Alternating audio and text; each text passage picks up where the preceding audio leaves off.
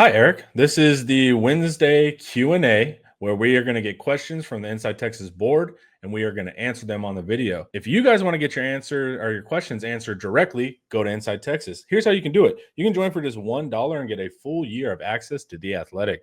Check this out. This is fancy. Here's a little QR code. Scan that with your phone. It'll take you to the sign up link. It will apply the promo, all of that. Join Inside Texas, guys.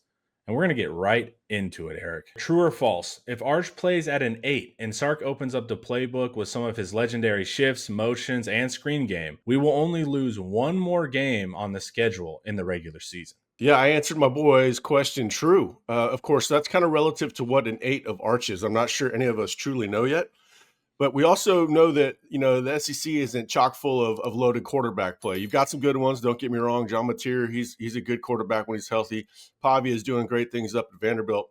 But at 8, Arch is, one of the 2 or 3 best, maybe even the best quarterback in the entire league. If Arch is playing that well, then Sark is going to be a lot more tempted to open that stuff up, including the progression passing game, which we haven't quite seen enough of yet. But yeah, if coupled with that defense, Arch is a force multiplier. He can will the team to victory. We haven't seen that quite yet, but I think it's going to happen due to his toughness and sort of the Sam Ehlinger intangible skill set that he has. But if he's hitting the easy throws, he's going to put up a lot of yards, a lot of touchdowns on the field. Couple that with the defense, yeah, they probably only lose one more. Injuries needs more targets. I agree. Obviously, he didn't transfer to get 2.5 targets per game. I am well aware that the last 3 games were about getting younger guys involved, though, so I expect him to be unleashed during the SEC schedule. I am expecting Arch pop pass to a tight end from around the 3 to 4 yard line in the next 2 games as well. Would be stupid to not have that in the bag. And then also, it's Arch needs to have 2 to 3 designed runs early, in my opinion. I think he's a gamer like Sam who likes being hit to get the blood flowing. We saw all we need to know about Endry's future this season in the opener against Ohio State. He had a number of targets, key targets, wheel routes.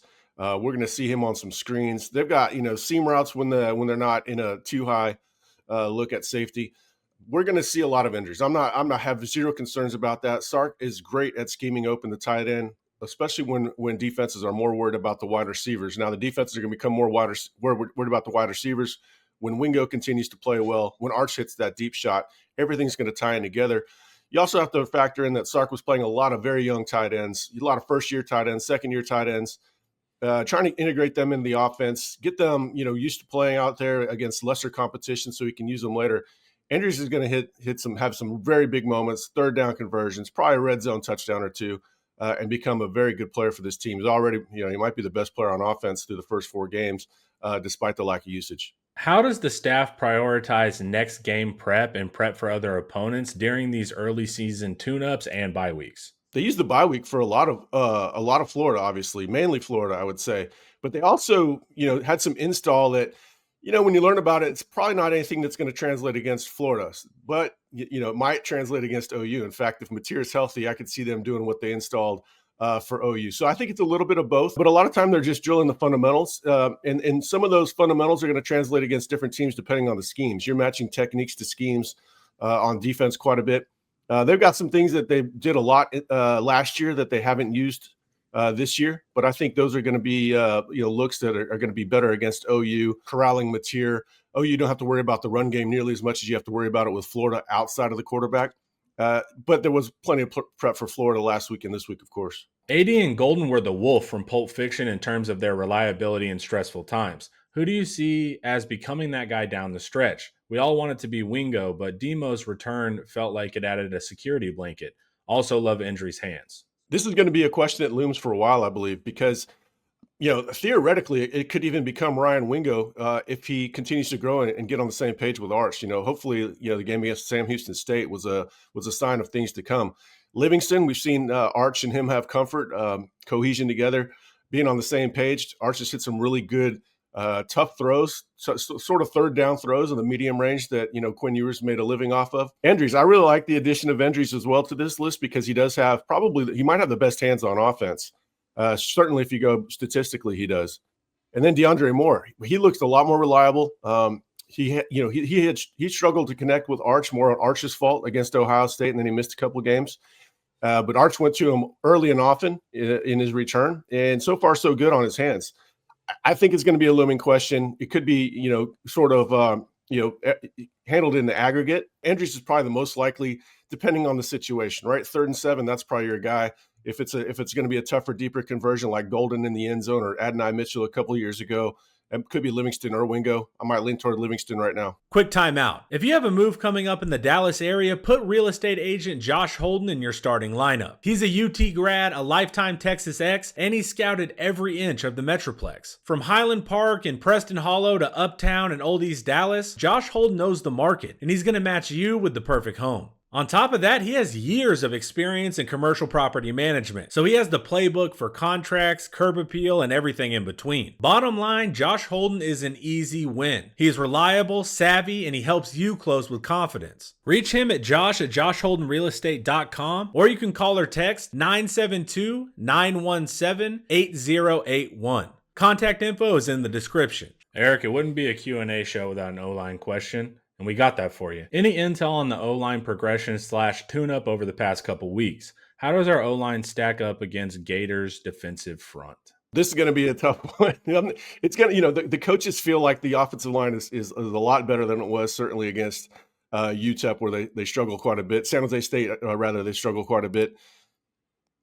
I don't know. They don't do a lot of good on good in season. So I'm not seeing them going up. I'm not hearing about them going up against a first team defense. Now, this is going to be a very tough matchup for Florida. Florida's got a talented defensive line. Tyreek Sapp leads the way. I'm just as curious as everybody. I think that there's some things that Sark is going to be able to do that can offset some of the limitations by offensive line. Certainly, Arch playing better is going to help. Using Arch in the run game is going to help. Arch completing some deeper passes is going to help. But at the end of the day, I think the ceiling for this group is hopefully league average in the SEC, and then hopefully you have force multipliers in the form of Arch and some individual talent that is more talented than they've shown so far. I think the O-line is going to have some issues this week, but I think relative to the competition, it's going to be a pretty good performance. Both for this season and more generally, do you think it is more valuable for the team to have an out-of-conference cupcake all at the beginning of the season like we had this year, or more typical SEC out-of-conference cupcake the week before Thanksgiving?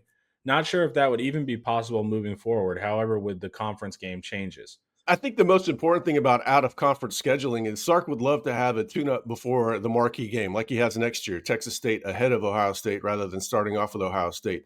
Now, each year that's going to be a little bit different.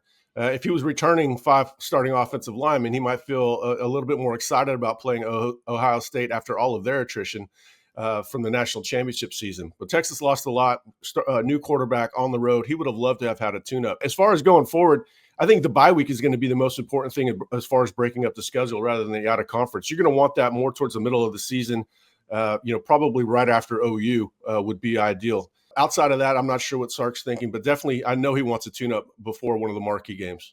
All right, and then we're looking at the reply here.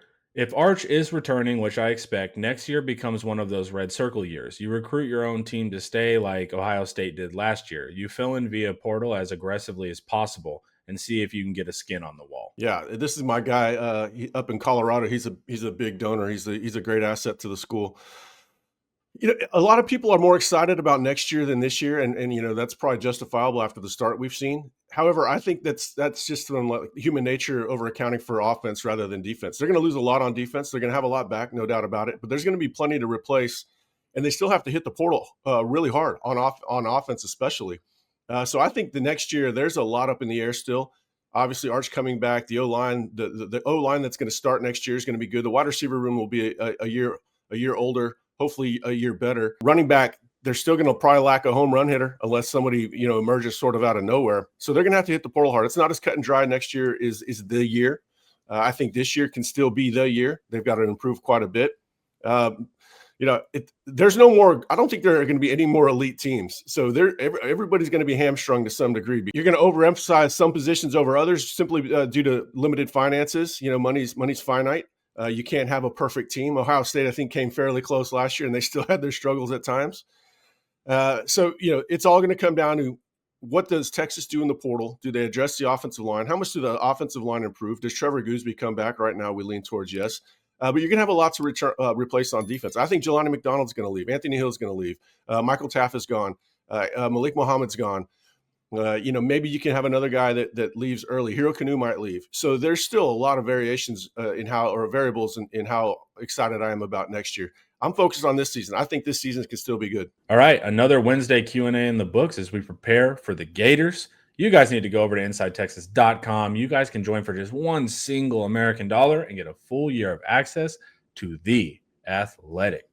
Eric, thank you. And viewers, thank you for watching. Have a great Wednesday and peace out.